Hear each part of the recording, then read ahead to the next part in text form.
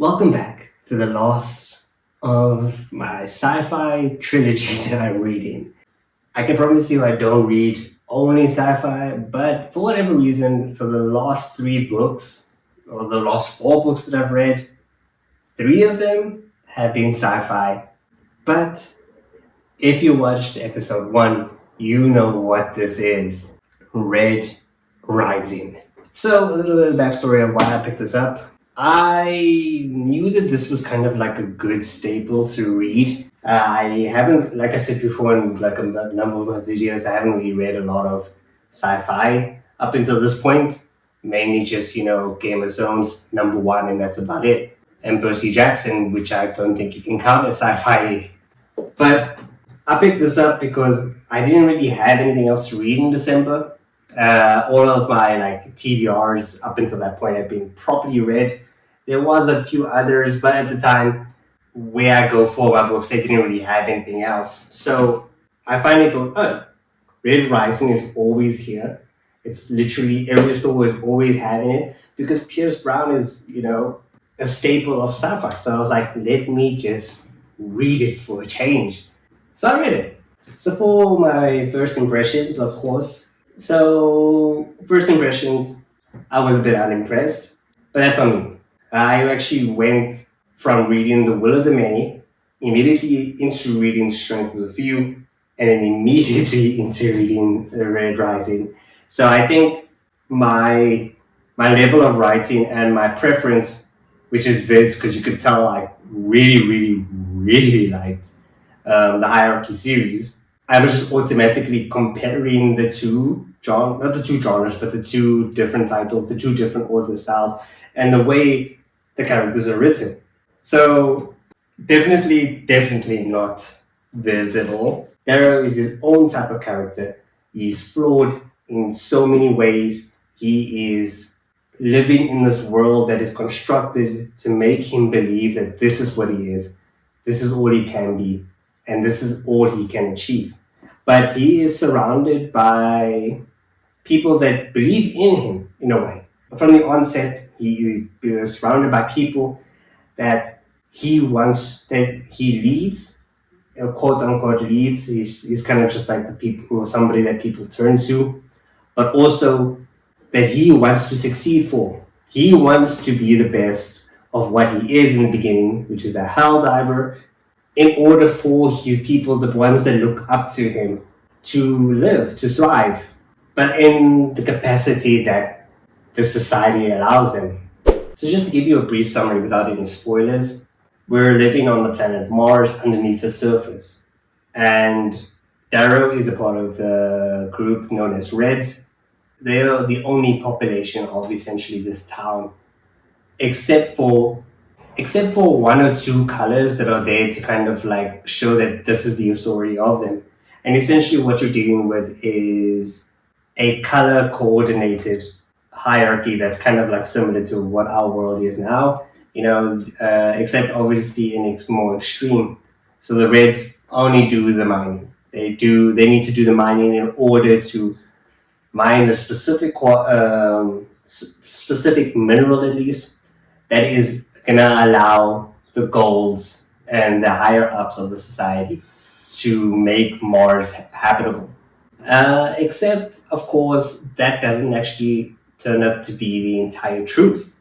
So Darrow tries to win this competition that allows the society or the management of this town underground to give specific minerals and things that others don't, like grain, etc. Something that would just make your quality of life better.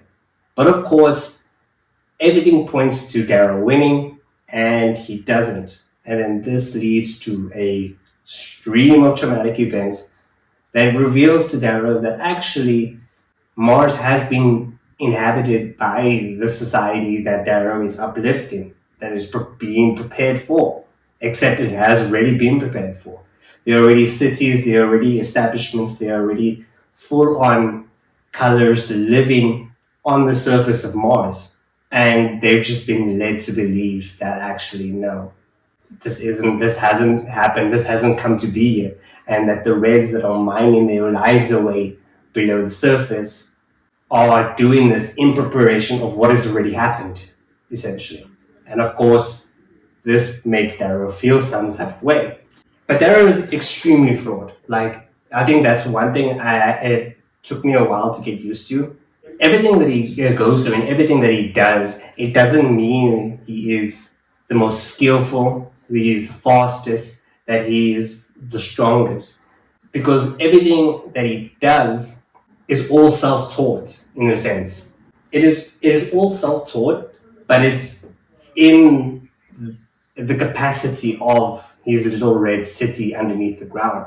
When he becomes an agent against the society, that he wants to tear down everything, that he wants to be a false gold, and he wants to infiltrate himself into this academy school and take down the goals from the inside, but via the organization that has now saved him or enlightened him in a way. You get to see that actually he doesn't grasp the concepts. He is probably like the fastest, the smartest, and the toughest for where he comes from, the Rebs. But when he's integrated into the goals and he's fighting and along the school system, their Hunger Games esque challenges, you get to see that actually he's not going to be able to just bulldoze his way through every challenge, or he's going to outthink himself in every challenge. And this is what makes Darrow such a lovable character. And I think that's what Pierce Brown does. He's like, you automatically not automatically dislike him, but you find it hard to follow him. And as you go throughout the book, it becomes quite clear that actually this is a character that you can like. This is a character that is actually dedicated, that he has morals, and that he will thrive for whatever reason because he has a goal in mind, which is to tear down the society and avenge his wife. Now for some spoilers, of course.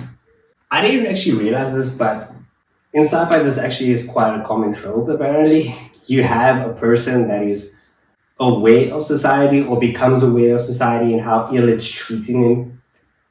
They get indoctrinated into society to kind of take it down from the inside.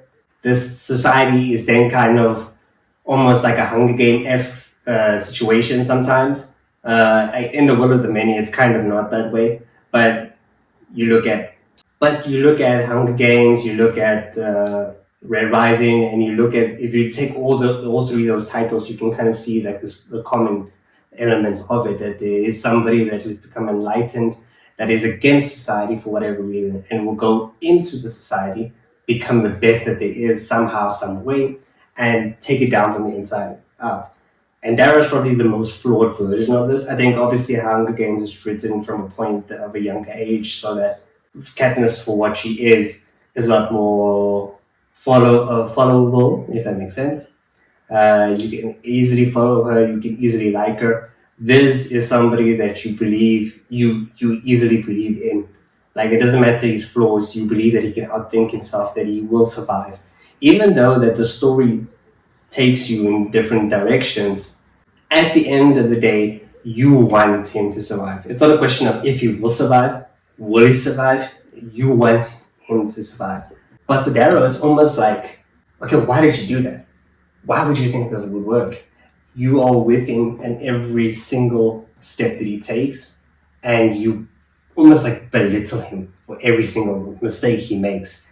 But from that, you can see that he's growing, that he's adapting to this gold world, and that everything he's gone through hasn't been for nothing. Yes, it becomes complicated, of course, because you're literally rebuilding his body, rebuilding his psyche, his speech, and everything.